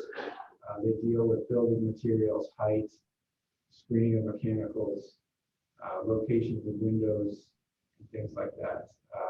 Similar to the Dr. Kufis' staff report, I've included a chart listing all of those items, and then there's a yes or there's not a no next to any of them, but there is next to some of them need Plan Commission determination. And the reason for that is there are some aspects of the plan which are, what I would suggest is I would defer to the Plan Commission because of the sort of discretionary nature of plan unit development. I think it's something that you can draw your attention to and, basic decision. So just real quickly, I won't go through all the elements where it does meet the codes in the standards, but I'll say by and large it does. The items where I would ask for the plan commission to make a determination would be with respect to the height.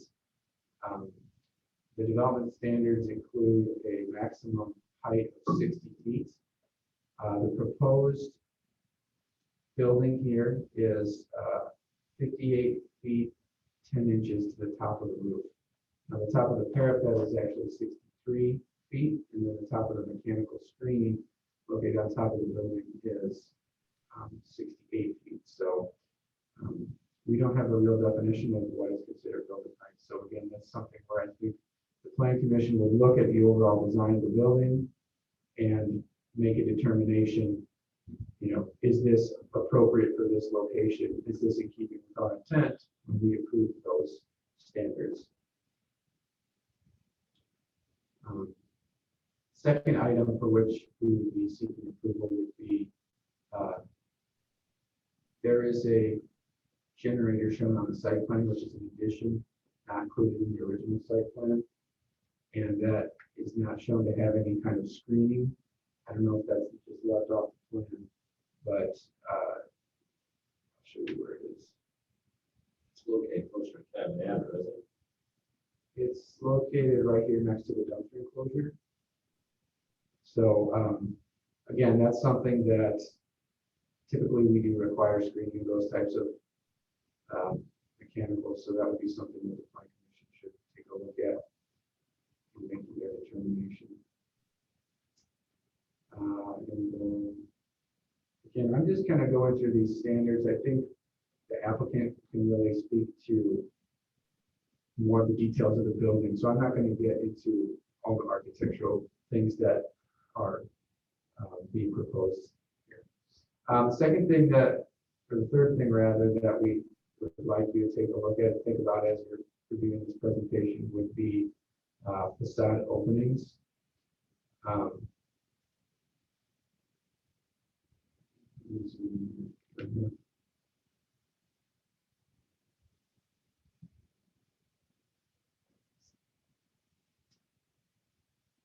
All right, so there's a standard in our code. This comes out of our zoning ordinance, which is in the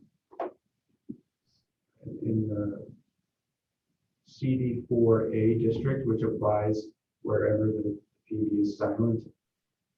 It says that facade openings, windows and doors, the windows shall be vertical in proportion rather than horizontal. So again, this is sort of a gray area because these are the windows as shown in this building are sort of horizontal bands of windows. That's something that you might want to think about within this meeting that code standard. And then finally, the last thing is just we have a standard for what's called facade articulation, which states a facade greater than 100 feet in width must be differentiated so that it appears to be comprised of two or more adjacent buildings. So essentially what that means is that a building of 100 feet or greater has to look like it has two buildings. It's made up of two buildings, right? Two front doors, different architectural styles and that sort of thing. There was a question from the Planning Commission, from a member of the Planning Commission, what do some of those standards actually mean, or what are some examples that would mean? I've just pulled out some design standards from other communities that kind of show how this works. These are some of the ways that you can articulate a facade, right? So you can have offsets in the base of the building. You can have different setbacks.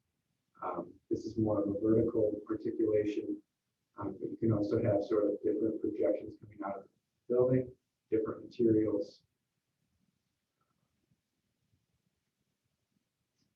Now these pictures also Yeah, showing something the like same kind of this, yeah, same kind of way. something like This that. would show your vertical windows compared to your horizontal windows, as well as the offsets, right? Yeah. Yeah. So here's just a few more examples of some of these types of offsets that are for articulation. You can see this is one building, but it's broken up into different kind of facades, similar to in this rendering.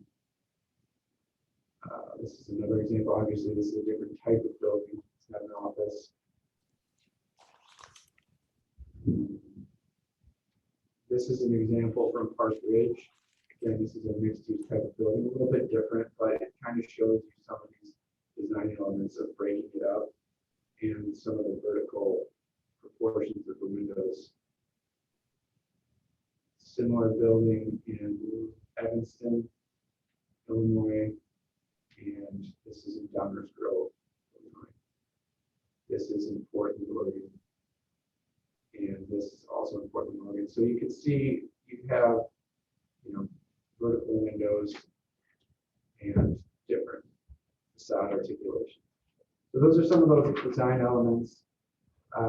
That being said, as far as a recommendation from the staff, it would be to approve this development plan.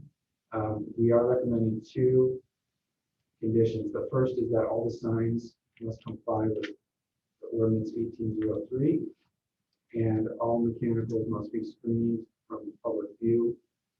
And then there's another catch-all in our recommendation if the plan commission has any additional conditions that they'd like to impose on the approval. I mentioned the sign condition. The reason I mentioned that is the signs shown here on this illustrative rendering would not comply with the code. We only approve the signs on the first floor facade. So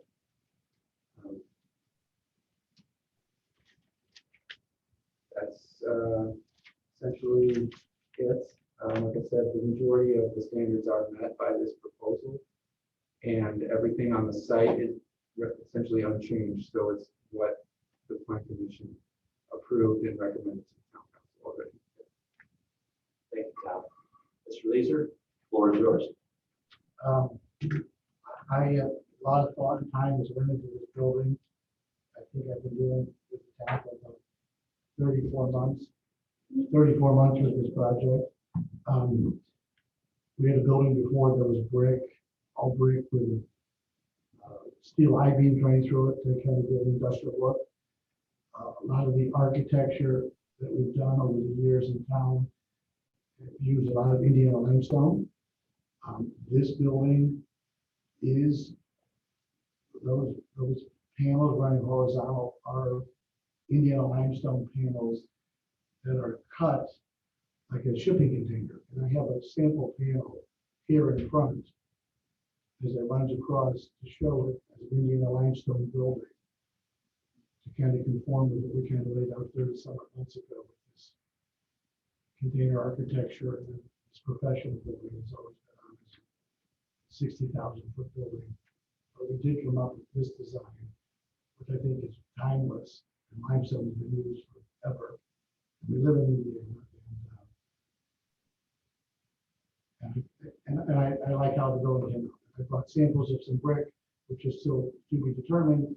The limestone panels that run through the first, second, third, fourth floor I have in front. I don't know if the audience can see here. I don't know, did you let, can't really see did you let them know to come in the week to see it? No, I didn't, but That was the purpose of the yeah. meeting. What am I reading for? The people who are going to make decisions. Okay. Anyways, Stewart is any other questions? My architect Mike is here, my partner David's here. Do you have any questions? I have a question. Jay, what are you going to do to keep that limestone clean? You going to put a sealer on it or something to be able to, you know, limestone tends to get polluted a lot, turns dark in. So I did it in Park West. Okay. 12 years ago. The post going down White Oak Avenue. Indiana limestone copied exactly in front of the White House. And we do have to wash it every 7 or 8 years. Okay. Then, yeah. We don't see it. Okay. That is porous. Now, is this something that later on you sell the building to another person or something? I mean, because things change in lifetimes, right? Would you put something like that in your covenants to make sure they upkeep it? There's a POA. Okay. So we'll maintain it like a thermal development account. I think it's a beautiful. Limestone's great. No, but I think this architecture and this facade is a lovely addition to the skyline. It can coupled with the Hyatt just to the west of it, which are coming from I mean, it's in the Pentagon, it's the Empire State Building. Sure. It's all Now, this is a question to Mr. Stidula. Obviously, we worked together, right? Yes. Before in the past, I'll disclose that. Are you worried about a timeless sense and not having some offsets in there or some different features, that, like some of these other buildings, and we see Tom mentioned that, you can see like University, that's University of Chicago building, which is pretty similar to what you're almost proposing, and that's 143rd in LaGrange Road. I just happened to drive past it the other day, and it has some offsets which brings some different architectural feature. What's gonna make me drive down Calumet and just not think of this as a rectangle box? Well, And I'll let you just describe. Sure. You're the salesman for your building right here. Sure, it was, the entire development is Maple Leaf Crossing, from the get-go, almost 3 years ago. The development was sold on these shipping containers and the railroad. And that whole theme, we're trying to keep that theme going with the building. So the panels themselves are cut in the profile of shipping containers. The horizontal look, the entrance canopy is giving that railroad feel to it, and that horizontal look. So it's timeless in its own self, just like the railroad is timeless. And we're trying to keep that theme through these buildings and this project. So I'm not trying to copy the Vanderbilt or the Pentagon. We're making our own identity here for Maple Leaf Crossing. When you look at the windows and the glazing, is that gonna be a shinier window that looks like a silver metallic? Is it gonna, it's gonna be a bronze? Is it gonna be, what's the mullions and the window panes gonna look like? The mullions, the frames themselves will be black. Most likely they'll be black, and then the windows will have a tint to them. Okay. Not a reflective glass, of course, but a tint. Any other commissioners have any questions? I guess more of a comment. I mean, I think with limestone, anybody that went to school in Bloomington is probably going to love the idea. People that went to West Lafayette may not. Guys that'll go to Ohio State, who knows? Those of us that went to in Rensselaer, we're just happy to see anything other than corn. So, I mean, I think it's I get the design aspects of it and what you're going for. I mean, I don't think you're going to put up any building, and I mean, if you look at those, I'm sure some people think those are ugly buildings as well. I don't think you're going to get, somebody saying it's a beautiful. Not everybody in town is going to say it's a beautiful building. Does it meet the code requirements and our requirements that we have within the town? It appears it does. I get the idea of the limestone and keeping the railroad behind it, with that concept. So it's pretty cool. I mean, I like the Indian limestone as well. I think it's a cool feature, and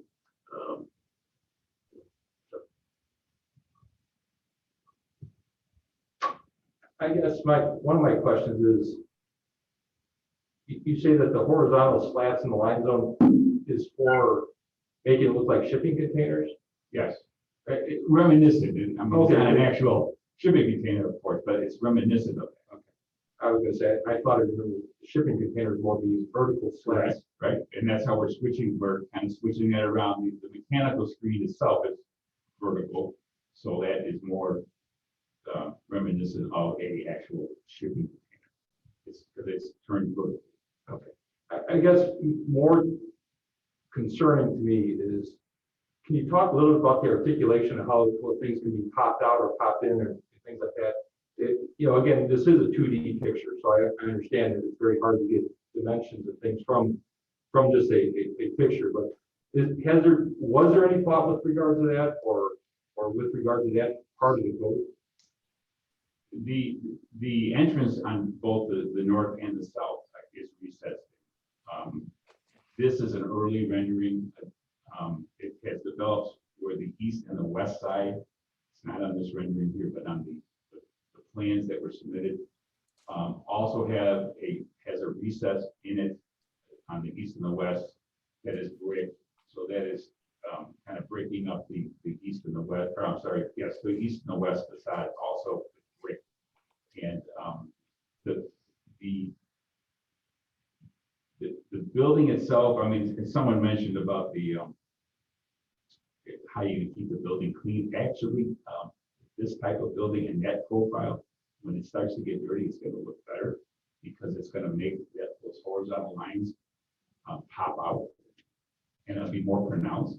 So I think through time and as it starts to weather, it's gonna look, the building will start to age very well, almost like a copper patina. It'll start looking better with age. So this is the revised east and west elevation.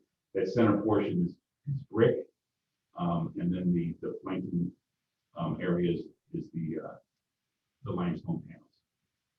This is just strictly on the east and west elevation? Well, and so is the north and south, but that's how the rendering is already has it. The rendering is with the earlier rendition. So the center over the entries is brick on the north and the south. So in the north and the south, that Correct. center section, you're also gonna have on Yes. the east and the west side as Correct. well, so it's gonna be. Yes.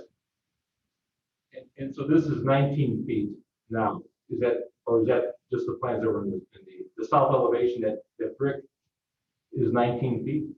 The width, The width, yeah, I'm sorry. Correct. Okay. And that is you know,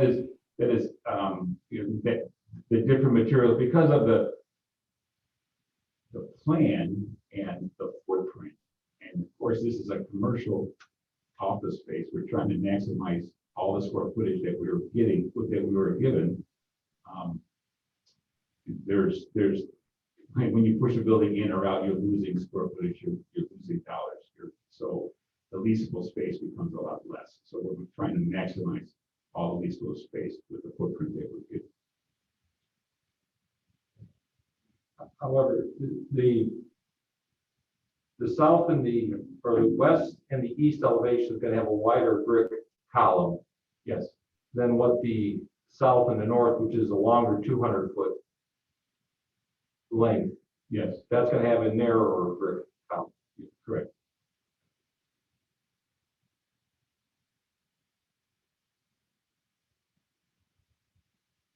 You see, looking at the north side of the building and the east compared to the east side of the building, they look like two different buildings. I guess, quite frankly, be concerned, be straightforward. The long 200-foot width of the building with pretty much the limestone look to it. It's limestone and glass. Correct. It'd be nice if that middle, again, just the brick that you're using, that dark brick with the limestone looks really sharp. And again, I'm not an architect. I'm not trying to play one on TV or anything, but I think the contrast does look nice with that. Yes, it will. And your question, Chuck, is if it could be, Is there anything that could be done in the middle part to expand that, to have that more brick, or would that just look foolish? I don't want to say that it was foolish, but I'm not an architect, you can say that. the center portion is the lobby core that goes through the building, so that is representative of the lobby, the elevator core. So if we made it wider, it would go into the tenant spaces, and then it would change the window pattern. So that north and south elevation is showing the width of the core, the elevator core. So it would change quite a bit the footprint of the plant. Is there a width on that entry brick panel? Or the width of that brick column above the door, is that? It is about 8 or 9 feet. Okay. Offhand. Okay. I guess my final question would be, was there thought with regard to the windows being more vertical than horizontal? No, not on my end. No, the building, because of its proportions, the windows and the panels needed to be horizontal to make the proportions work. A tall, skinny building, vertical windows work. A long, horizontal type of building footprint needs to have horizontal windows to make it look proportional. Can you say that once again? Good. I'm sorry. So a wide building of this type, and it's not super tall, but it's a wide building. It needs to be horizontal. The architecture of it needs to be horizontal to look proportional. By putting vertical windows in this proportion elevation, it would make the building look stubby, which is not an architectural term. Sorry.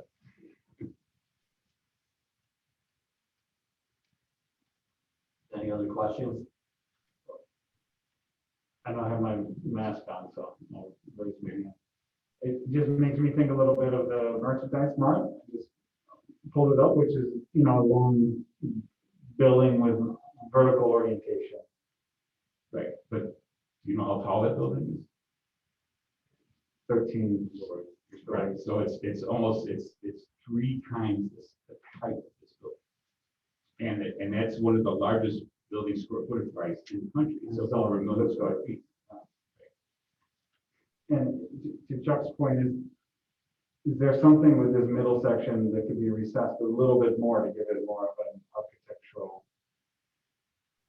cutout that wouldn't really impact as much the tenant space? I would have to revisit the floor plans. You know what I mean? It seems, I understand what you're saying. It's going to put another corner onto the building, which is going to, of course, add cost to the building. And those limestone panels are going to have to now return into the building, which makes the whole. That would be actually a major setback at this stage. and would it have an aesthetic benefit? Unless it was 3 or 4 feet, I don't really think it's going to change the. It's not going to be, when you're looking at it from the front, it's 3 or 4 feet in or 4 or 5 inches in. It's not going to make a difference.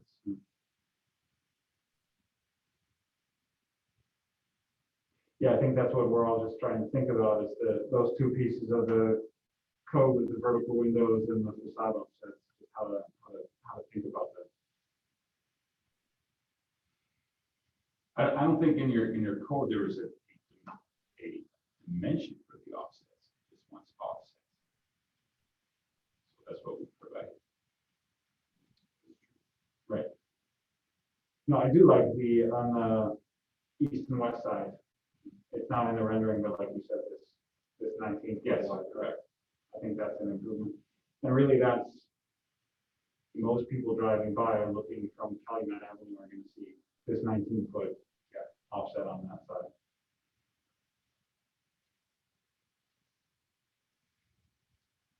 Any other questions?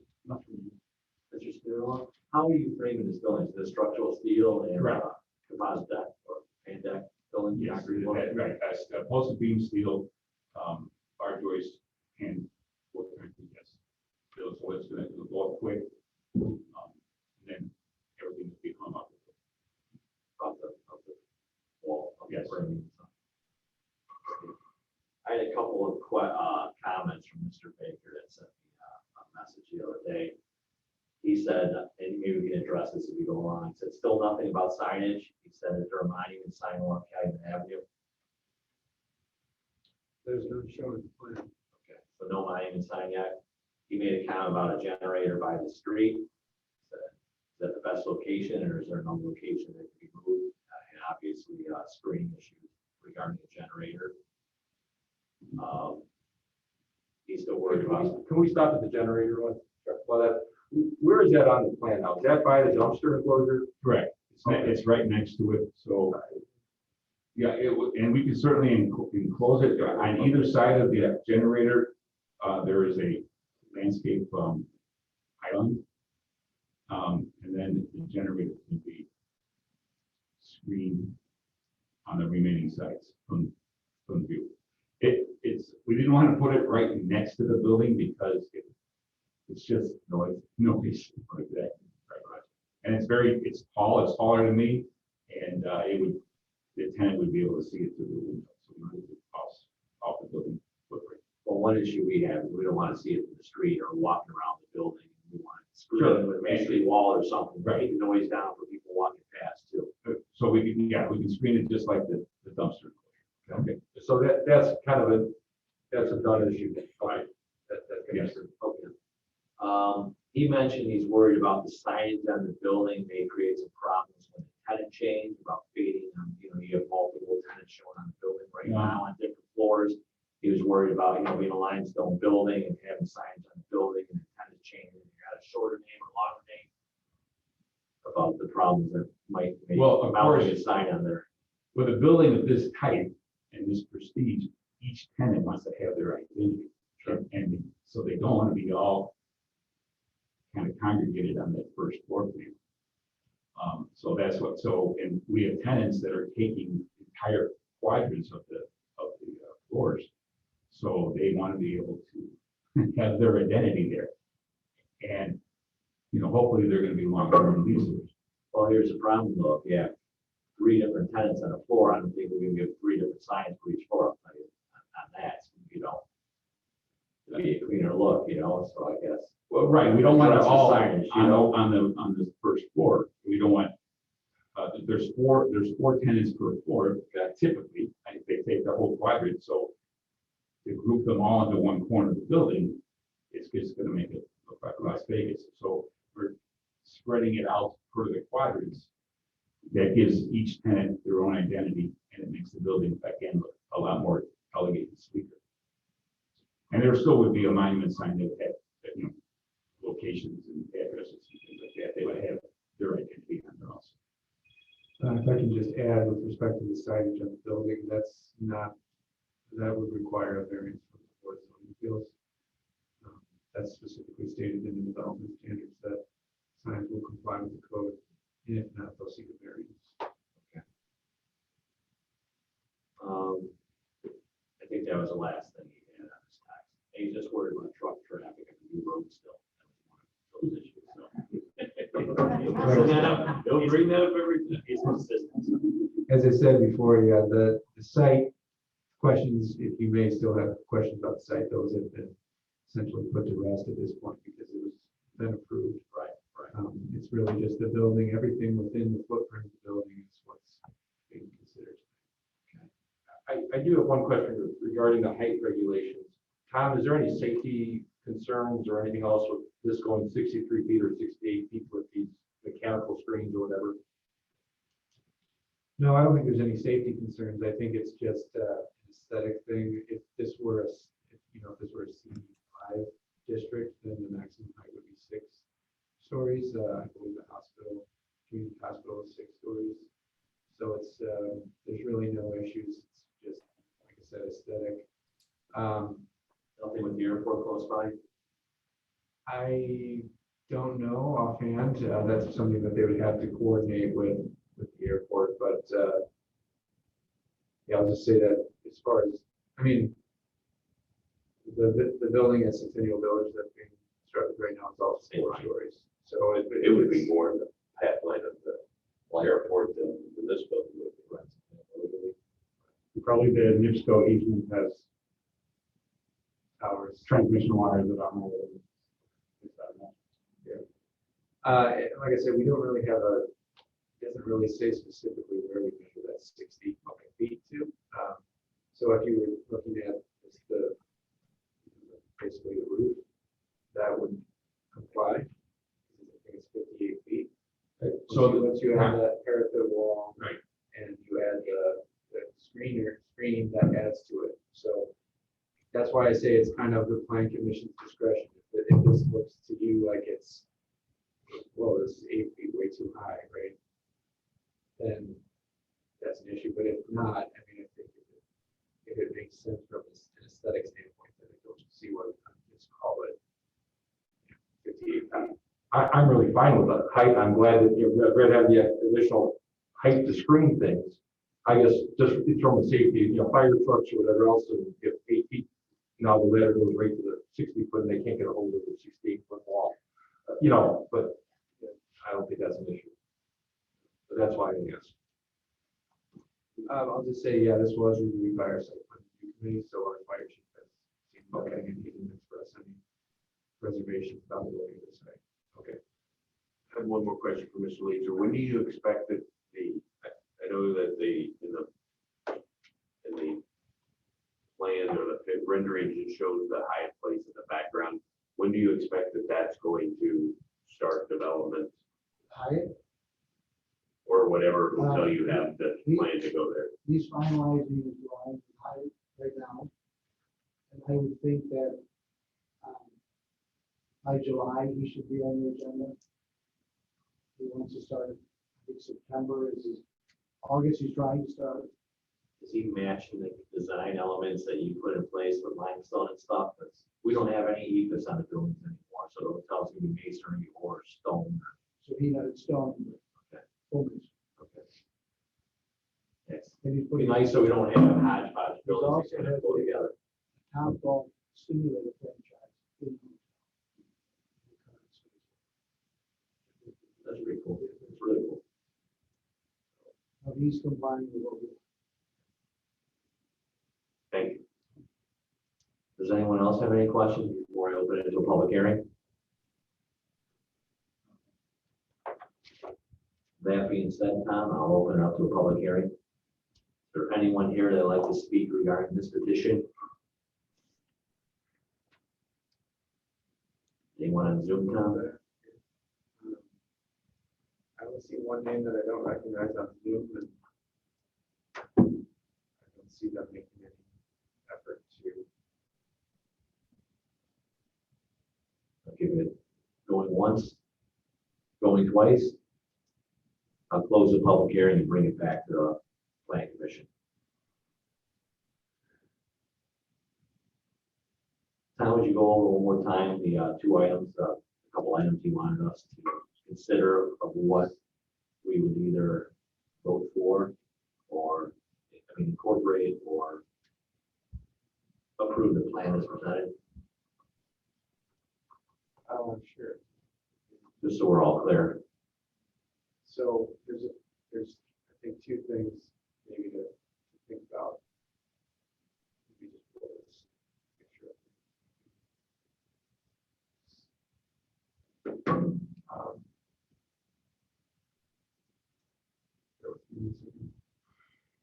So the two items that we're recommending as conditions, which I think are just simply matters of code compliance with no real interpretation,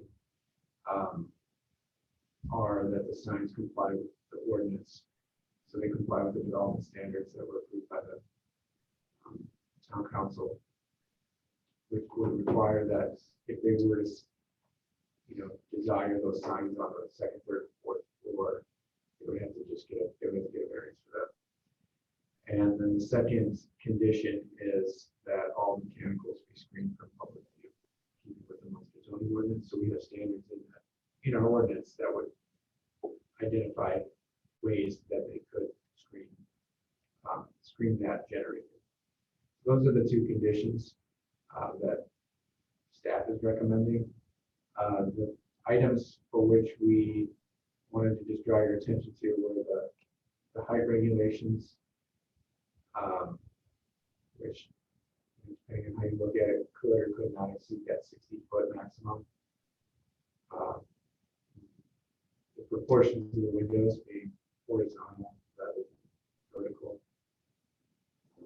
And then the differentiation, the articulation of the facade. Those are really the three things that, as I said, are somewhat subjective. We're asking the planning commission to make a determination. Thank you, Tom. With that information, what is the pleasure of the planning commission? Is there any items the planning commission would like to add, address, make a motion? I will make a motion to approve PC docket 21-004, approving the development plan for the professional office building in Maple Leaf Crossing Plan Unit Development in 9410 Calumet Avenue, as described in today's staff report, with the following conditions: that all signs shall comply with ordinance 1803, and that all mechanicals shall be screened from public view in keeping with the Munster zoning ordinance. We have a motion on the floor. Is there a second? I'll second the motion. We have a motion and a second. Is there any further discussion on this motion? Just looking forward to the building being there. Well, that being said, Tom, would you please call roll? Counselor Mellon, Yes. Counselor Gardner, Yes. Counselor Tulowitzki, Yes. Stuart Friedman, Yes. Brian Specs, Yes.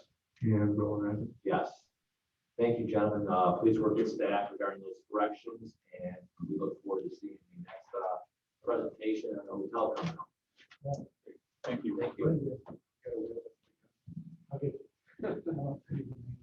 All right, the next item on the agenda is findings of facts, PC 21003, Dr. Michael Kupis, requesting approval of development plan, redevelopment of a former restaurant in North End office at 1734 46th Street. That was one that was just right in front of us. We had a chance to review the findings on here, and if we have, what's the pleasure of the commission? I lost. I need. I'll make a motion to approve the finding of fact of PC docket number 21-0003. We have a motion. Do we have a second? I'll second. Any discussion? I'll do a voice call, roll. All in favor, say aye. Aye. Any opposed? Motion passes. The next item is PC 21004, Maple Leaf Crossing LLC, requesting approval of development plan for a professional office building at 9410 Calumet Avenue in Maple Leaf Crossing, PUD.